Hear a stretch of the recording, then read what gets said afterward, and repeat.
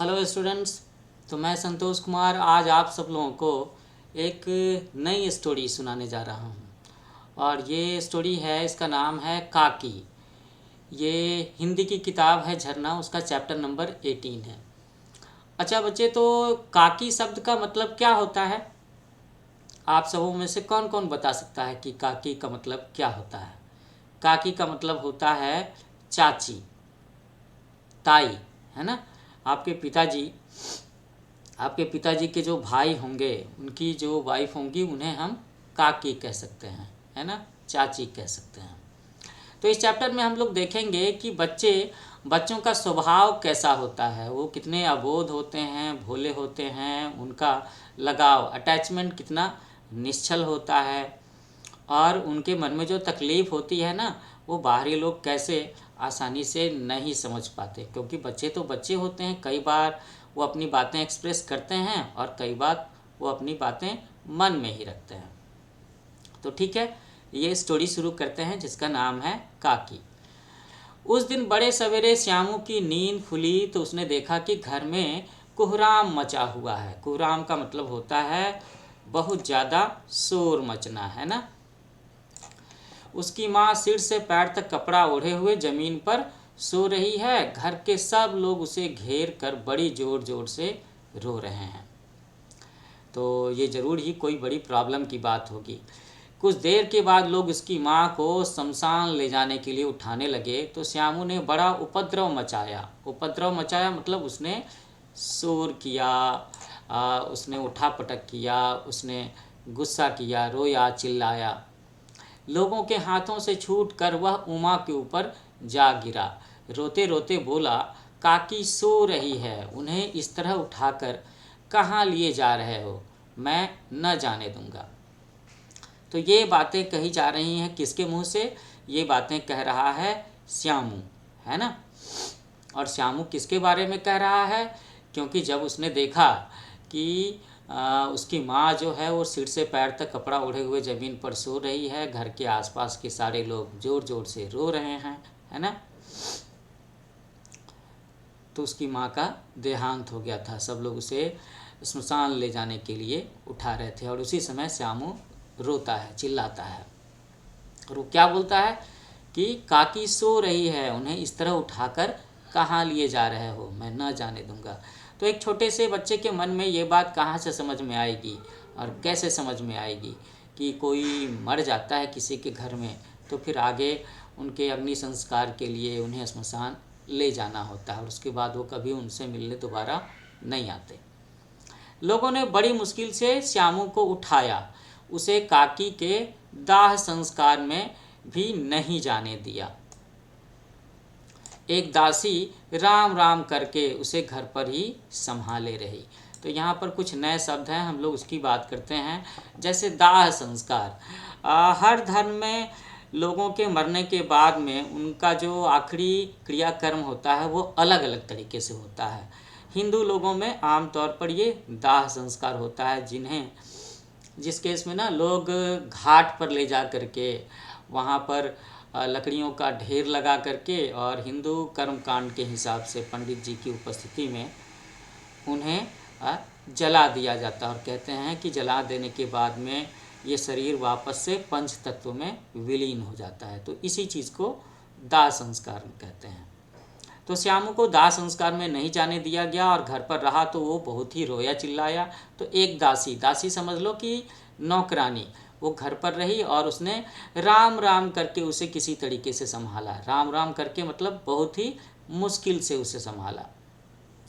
घर के बड़े लोगों ने उसे विश्वास दिलाया कि उसकी काकी मामा के यहाँ गई है, परंतु यह असत्य का मतलब है झूठ, अधिक समय तक छिपा न रह सका। तो अक्सर घरों में ऐसा होता है कि छोटे बच्चे ये बात आसानी से नहीं समझ पाते, लोगों के मरने की बात, परम धाम जाने की बात, है ना, आत्मा के परमात्मा से मिल जाने की बात। तो लोग उन्हें तरह तरह की बातें बताते हैं कि भाई वो वहाँ चला गया है, वो विदेश चला गया है, वो कहीं दूर चला गया है, अपने दादा के यहाँ चला गया है, ऐसा कुछ। तो श्यामू को काकी के बारे में कहा गया कि वो मामा के यहाँ चली गई हैं, लेकिन जल्दी ही उसे पता चल गया। वह आसपास के बच्चों के मुख से प्रकट हो गया, क्योंकि बच्चों के मन में ज़्यादा छल कपट नहीं होता, वो मन में बातें रख नहीं सकते, झूठ नहीं बोल सकते। तो आसपास के बच्चों ने किसी तरीके से श्यामू को बता दिया होगा। तो श्यामू जान गया कि काकी और कहीं नहीं, ऊपर राम के यहाँ गई हैं। ऊपर राम के यहाँ गई हैं मतलब स्वर्ग में चली गई हैं, है ना, स्वर्ग में चली गई हैं। ये बात अब वो समझ गया। कौन समझ गया? श्यामू समझ गया। वह कई दिनों तक लगातार काकी के लिए रोता रहा। तो भाई अगर हम किसी से बिछड़ते हैं और कोई बहुत ही अपना हो, बहुत करीबी हो, तो लोग रोते ही हैं। और ऐसी ही बात हुई श्यामू के साथ में, है ना। उससे काकी की विदाई, काकी से बिछड़ना बर्दाश्त नहीं हो रहा था, उसका बड़ा लगाव रहा होगा और होता है। तो इस वजह से वो काफ़ी दिनों तक बहुत रोता रहा। फिर रोना तो शांत हो गया, लेकिन शोक शांत ना हो सका। मतलब उसके मन का जो दुख था वो शांत ना हो सका। उसके मन के भीतर दुख बैठ गया। वह प्रायः अकेला बैठा बैठा आकाश की ओर ताका करता। आकाश की ओर ताकने का मतलब है कि वो सोचता था ना कि उसकी काकी आकाश में चली गई हैं, ऊपर आसमान में चली गई हैं, भगवान जी के पास चली गई हैं। अब एक दिन उसने आसमान में पतंग उड़ती देखी। न जाने क्या सोच कर के उसका हृदय एकदम खिल उठा। तो पतंग तो बच्चों का बड़ा ही प्यारा खिलौना होता है। बच्चे पतंगबाजी में, पतंग उड़ाने के क्रम में कहाँ कहाँ दौड़े भागे पड़ते हैं, है ना, मैदान में, छतों पर। और किसी की पतंग कट जाए तो उसके पीछे पीछे भी भागते हैं। अब यहाँ देखना है कि श्यामू के मन में ऐसी कौन सी बात आई उसके हृदय में, हार्ट में, कि वो एकदम से खुश हो उठा। विश्वेश्वर के पास जाकर के बोला कि काका हमें एक पतंग मंगा दो। अब देखते हैं कि श्यामू के मन में क्या आइडिया आया है। तो पत्नी की मृत्यु के बाद में विश्वेश्वर भी उखड़े से रहा करते थे। उखड़े से रहने का मतलब है उदास उदास से रहना। तो स्वाभाविक है कि किसी भी व्यक्ति की पत्नी का देहांत हो गया हो तो वो बंदा कितना खुश होगा? नहीं खुश होगा ना, उसे तो अकेलापन महसूस होगा ही होगा। तो उन्होंने कहा उससे, श्यामू से, कि चलो अच्छा मंगा दूंगा, और कह कर के वो उदास भाव से चले गए। श्यामू पतंग के लिए बहुत उतावला था। उतावला होने का मतलब है इम्पेशेंट होना, है ना, अधीर होना, बेसब्र होना। उसे जल्दी से चाहिए था पतंग, क्योंकि उसके मन में कोई बात आ गई थी।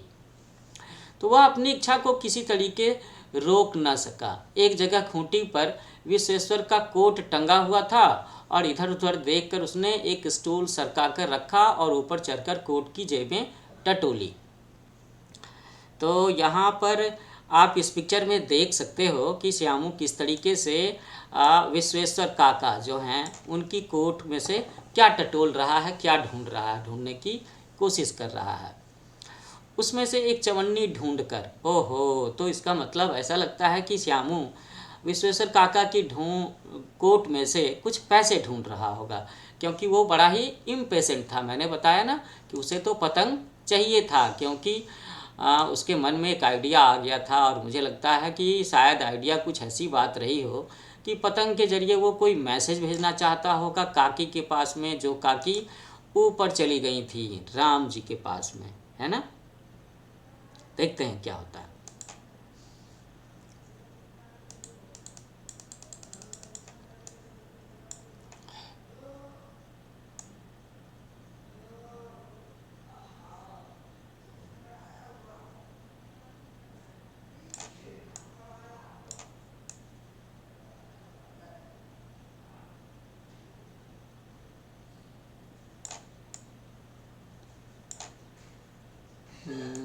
Page number 2, just a minute.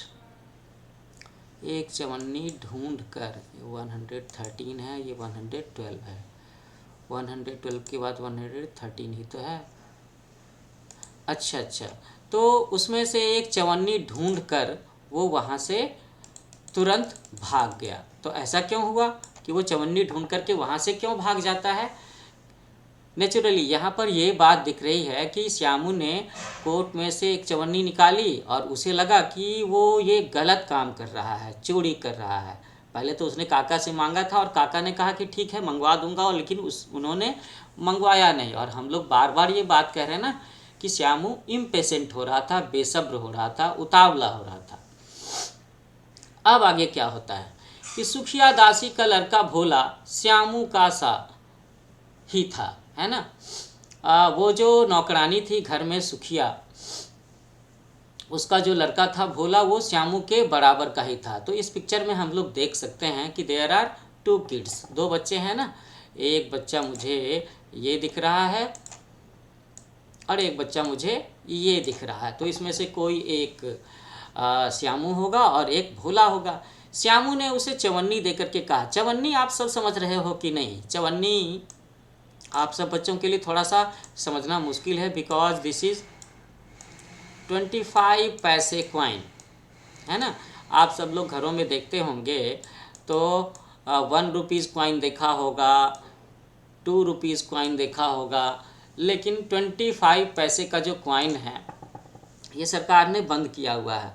मुझे तो लगता है आजकल के बच्चे शायद 50 पैसे का कॉइन भी बड़ी मुश्किल से देख पाएंगे, दिखेगा या नहीं दिखेगा वो भी नहीं नज़र आता, है ना।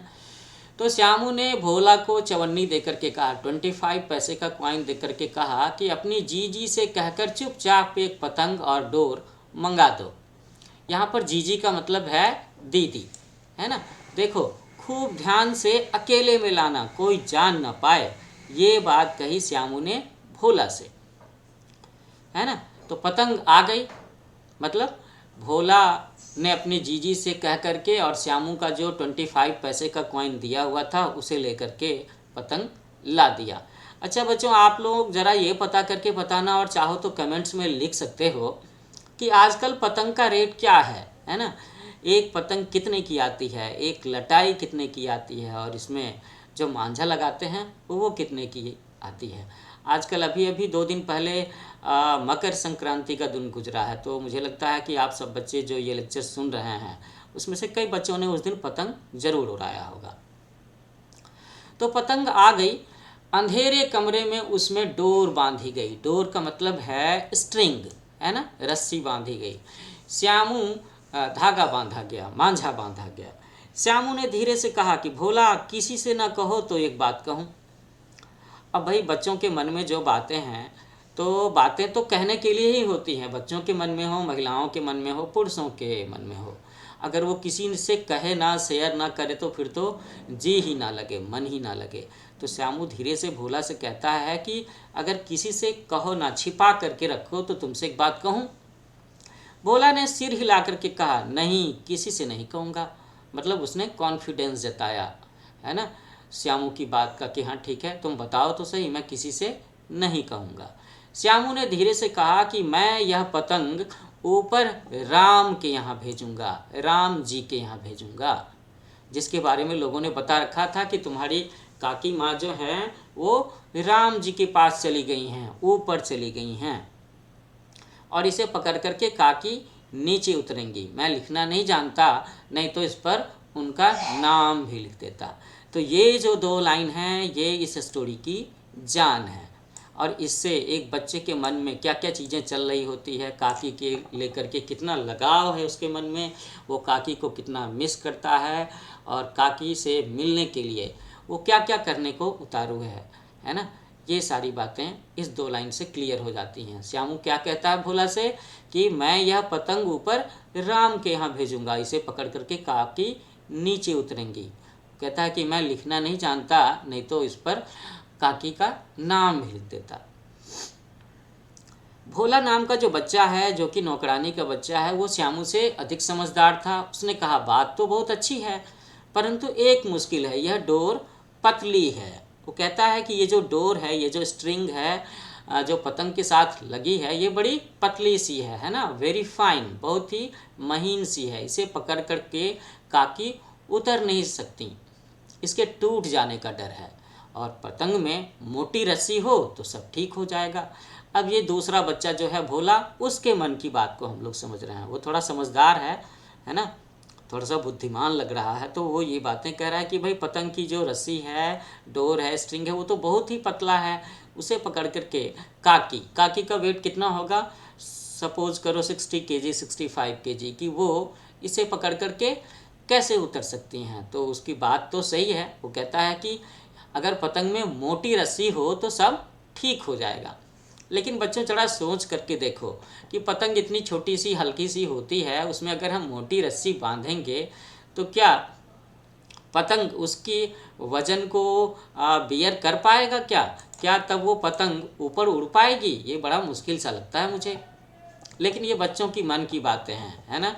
तो आप तो बस यहाँ पर समझो कि बच्चे क्या क्या सोचते हैं, क्या क्या तरीके ढूंढते हैं, कैसे सोचते हैं, कैसे अपना दिमाग लगाते हैं। ये कहानी उस चीज़ के बारे में है, बच्चों के इमोशंस के बारे में तो है ही है ना। श्यामू गंभीर हो गया। Shyamu got serious. उसे लगा कि भोला ने लाख रुपए की बात सुझाई है। लाख रुपए की बात, ये एक मुहावरा है, मतलब बहुत कीमती बात, बहुत वैल्यू वाली बात सुझाई है। परंतु मुश्किल यह थी कि मोटी रस्सी कैसे मंगाई जाए, है ना। पास में दाम नहीं है, मतलब रस्सी खरीदने को पैसे भी तो होने चाहिए ना। और घर के आदमी जो बिना दया के काकी को जला आए हैं, वो उसे इस काम के लिए कुछ नहीं देंगे। ओहो, तो श्यामू के मन में ये बात भी है घर के लोगों के बारे में। हाँ, श्यामू सोचता है कि घर के लोग जो हैं वो बड़े कठोर हैं, क्रूर हैं, कोई क्रूएल हैं, दया नहीं है, निर्दयी हैं। तभी तो वो काकी को जला आए हैं स्मशान में। और अभी तो उसने जब पतंग के लिए पैसे मांगा था काका से, तो उन्होंने कहा तो था लेकिन दिया नहीं। तो उसे श्यामू के मन में था कि अरे घर के लोग तो रस्सी मंगाने के लिए पैसा नहीं देंगे। तो उस दिन श्यामू को चिंता के मारे देर तक रात को नींद नहीं आई। तो अगर मन में कोई खलबली चल रही होती है, कोई प्रॉब्लम होती है, उलझन होती है, तो कई बार छोटे बच्चे तो क्या बड़े बड़े लोगों को नींद नहीं आती। तो श्यामू को ये जो चिंता थी कि भाई आखिर मैं पतंग का इस्तेमाल करके काकी को राम जी के पास से कैसे बुलाऊंगा, ये चीज़ सोचते सोचते उससे नींद नहीं आई। तो पहले दिन की तरकीब से उसने विश्वेश्वर की कोट की जेब में से 1 रुपया निकाला। ओहो, तरकीब, आइडिया, है ना। तो जैसे पिछले दिन श्यामू ने अपने विश्वेश्वर काका की कोट से चवन्नी निकाली थी, 25 पैसे का कॉइन निकाला था पतंग खरीदने के लिए, आज उसने फिर से वो चोरी की, दोबारा वो गलती की, है ना। उसने विश्वेश्वर काका की कोट से 1 रुपया निकाला, 1 रुपीज़ कॉइन, ओके, वो निकाला। और भोला को देकर धीरे से बोला कि भोला देख, किसी को मालूम ना होने पाए, अच्छी अच्छी 2 रस्सियाँ मंगा दे, 1 रस्सी छोटी पड़ेगी। तो यहाँ पर 2 रस्सियों का मतलब है रस्सी की लेंथ से। एक रस्सी सपोज करो 25 मीटर की है, 50 मीटर की है, या 100 मीटर का बंडल, ऐसा कुछ मिलता है हार्डवेयर के स्टोर में। तो इसीलिए उसने कहा भोला से कि देखो, किसी को पता न चले, 2 रस्सी पढ़ना लिखना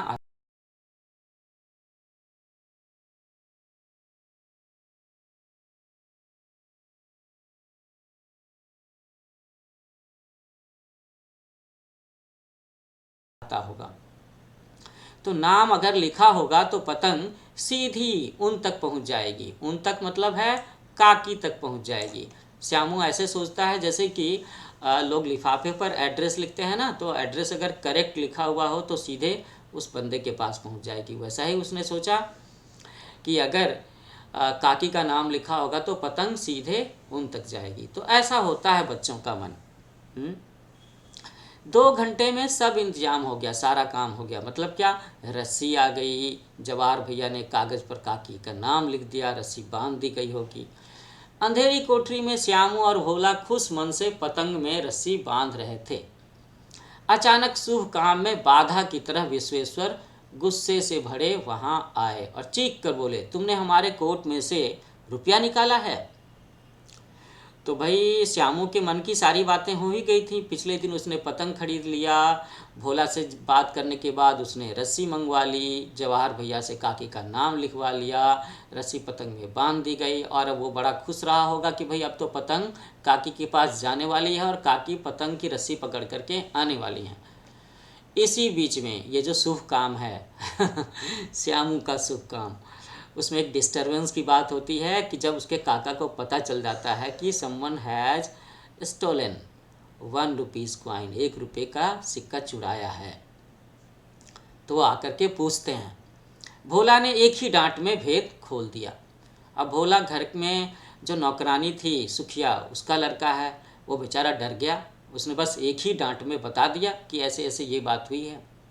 वो बोला, श्यामू भैया ने रस्सी और पतंग मंगाने के लिए निकाला था। तो पोल खुल गई श्यामू की चोरी पकड़ी गई।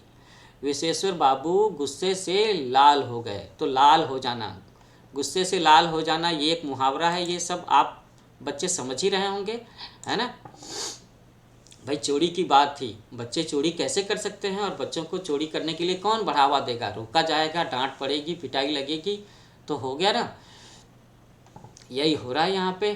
तो विश्वेश्वर बाबू गुस्से से लाल हो गए, श्यामू को 2 तमाचे जड़ दिए गए और बोले कि चोरी सीखकर जेल जाएगा। अच्छा, यहाँ पर एक छोटा सा सोचो समझो और बताओ का सेक्शन है कि सोच करके बताओ कि क्या रस्सी से बांध करके पतंग उड़ाई जा सकती है? नहीं उड़ाई जा सकती। मेरे ख्याल से जो 10 बच्चे अगर इस लेक्चर को सुन रहे होंगे तो उसमें से 10 में से 7 जानते होंगे कि पतंग कैसे बनती है। पतंग का कागज़ बड़ा हल्का सा होता है, लाइट वेट होता है, तो उसका धागा तो लाइट वेट पतली सी चाहिए ना, रस्सी तो बड़ी मोटी सी होगी, नहीं उड़ाई जा सकती। यदि किसी तरह श्यामू पतंग उड़ा लेता तो क्या उसकी पतंग सच में काकी के पास पहुंच जाती? सोचो सोचो, नहीं पहुंचती, क्योंकि ये तो कहने की बात है, ये तो कहने की बात है कि मरने के बाद में काकी राम के पास चली गई ऊपर में, है ना। ऊपर में आसमान में बादलों के पास ऐसी कोई जगह थोड़ी ना होती है जहाँ पर मरे हुए लोग राम जी के पास में मिल जाएंगे और वहाँ पर पतंग चली जाएगी। पतंग पर सिर्फ काकी का नाम लिख देने से ऐसा भी नहीं होता। तो ये भी नहीं है कि वो पतंग सच में काकी के पास पहुँच पाती, है ना। उतनी लंबी रस्सी ही नहीं होती और कोई जानता ही नहीं है, ये तो माइथोलॉजिकल बातें हैं। अच्छा, तो विश्वेश्वर बाबू ने गुस्से में लाल होकर के श्यामू को 2 तमाचे जड़ दिए और कहा कि चोरी सीख करके जेल जाएगा, ऐसा कहा। अच्छा, तो ये तो भाई बात हो गई, चोरी पकड़ी गई। अब क्या होता है आगे? अभी तुझे अच्छी तरह बताता हूँ, कहते हुए फिर तमाचे जुड़े और पतंग को फाड़ डाला। ओहो, तो 2 तमाचों के बाद में 2-4 तमाचे और भी लगे श्यामू को विश्वेश्वर काका की तरफ से। बहुत बड़ी पनिशमेंट हो गई ये तो। अब रस्सियों को देख करके कहा कि ये किसने मंगाई है ना। वो बहुत गुस्से में थे, तो भोला झट से बोला, इन्हीं ने मंगाई थी। कहते थे कि इनसे पतंग तान करके काकी के पास भेजेंगे और काकी रस्सी पकड़ करके नीचे उतर आएंगी। ये जवाब दिया भोला ने। अब बोलो कि ये जवाब सुनकर के विश्वेश्वर बाबू को गुस्सा आएगा, प्रेम आएगा, क्या आएगा, उनके मन में क्या भाव आएगा, है ना। क्योंकि आखिर अभी तक तो वो यही समझ रहे थे श्यामू के बारे में कि श्यामू ने गलत काम किया, श्यामू ने चोरी की। लेकिन अब यहाँ पर बात ये जो आ रही है कि काकी रस्सी पकड़ करके नीचे आएंगी, है ना। ये बात सुनकर के ही मेरे ख्याल से उनका मन एकदम से सोच में पड़ गया होगा, वो भक्क हो गए होंगे, सन से वहीं के वहीं खड़े रह गए, है ना। अब उनको पता चला होगा कि आखिर इस बच्चे के मन में क्या बात आ रही है, क्यों उसने रुपया चुराया, क्यों उसने पतंग मंगाया, क्यों रस्सी मंगाई। उन्होंने फटी हुई पतंग उठाकर देखी और उस पर चिपके हुए कागज़ पर लिखा हुआ था। क्या लिखा हुआ था? उस पर लिखा हुआ था काकी, है ना। तो ये बात देख करके वो वापस इमोशनल हो गए होंगे और शायद अब जा कर के उन्हें श्यामू के मन की जो असली फीलिंग है, रियल फीलिंग है, उसके मन की बात समझ में आई होगी कि आखिर उस बच्चे का कितना लगाव था काकी के साथ में, और काकी की मृत्यु के बाद से वो बच्चा श्यामू कितना मिस कर रहा है उन्हें। मिस तो विश्वेश्वर बाबू भी कर रहे होंगे, लेकिन वो बच्चे की मन की बात अभी तक नहीं समझ पा रहे थे। और इस सिनेरियो के बाद में ये जो पतंग वाली जो एपिसोड है और चोरी करने वाला जो एपिसोड है, इसका सही कारण जब भोले के मुंह से उन्हें पता चल जाता है कि श्यामू ने इसलिए पतंग मंगाया क्योंकि वो काकी को मैसेज दे करके रस्सी के सहारे नीचे बुलाना चाहता था। तो बच्चों, ये बड़ी ही इमोशनल स्टोरी है जिसमें एक बच्चे के मन के भाव को दिखाने की कोशिश की गई है, उसका भोलापन, उसका अबोध स्वभाव, उसका निश्चल स्वभाव, जिसमें कोई पाप नहीं होता। उसने रुपये चोरी करने के लिए नहीं चुराए, हाँ, वो तो बस जल्दी से जल्दी अपनी काकी को मैसेज दे करके बुलाना चाहता था, ये बात थी। तो बच्चों ये कहानी लेखक सियाराम शरण गुप्त जी की लिखी हुई है। इनका एक छोटा सा परिचय है कि इनका जन्म 1865 में चीड़गांव झांसी में हुआ था। ये मैथिली शरण गुप्त के छोटे भाई थे। मैथिली शरण गुप्त बहुत बड़े कवि रहे हैं, बहुत बड़े कथाकार रहे हैं, है ना। और सियाराम शरण गुप्त जी भारतीय संस्कृति के, भारत के कल्चर के बहुत बड़े पक्षधर थे। गांधी जी के सत्य एवं अहिंसा के सिद्धांतों के समर्थक थे।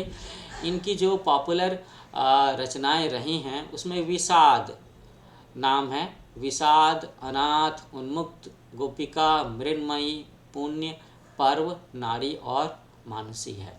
इस चैप्टर में कुछ जो नए शब्द आए हैं, हिंदी के शब्द भी आपको सीखने चाहिए। लैंग्वेज स्ट्रॉन्ग कैसे होगा उसके लिए बहुत ज़रूरी है। कुहराम का मतलब है रोने का शोर, उपद्रव, हंगामा, उधम, है ना। हृदय खुल उठना, हृदय खिल उठने का मतलब है अत्यंत अधिक प्रसन्न हो जाना। उतावला होना, जल्दबाजी करना कि नहीं मुझे अभी चाहिए, अभी चाहिए। लाख रुपए की बात, बहुत महत्वपूर्ण बात। और भेद खुलना, रहस्य या राज खुलना। तो बच्चों इसके साथ ही हम लोग ये कहानी यहाँ पर ख़त्म करते हैं। आप सब लोगों को मेरा ये लेक्चर कैसा लगा, आपको ये कहानी कैसी लगी? अगर आप हिंदी और इंग्लिश के लिटरेचर्स में जो भी स्टोरीज हैं, जो भी पोएम्स हैं, उन्हें इतना इंटरेस्ट लेकर के पढ़ोगे या कोई पढ़ाएगा तो कहानी अच्छे से समझ में आती है ना। तो आप सबसे एक बार फिर से कहूँगा कि अब मैंने फिर से लेक्चर्स अपलोड करने शुरू कर दिए हैं। तो आप मेरा जो चैनल है, YouTube channel new age coaching, उसे लाइक करें, शेयर करें, सब्सक्राइब करें और अपने कमेंट्स ज़रूर लिखें, है ना।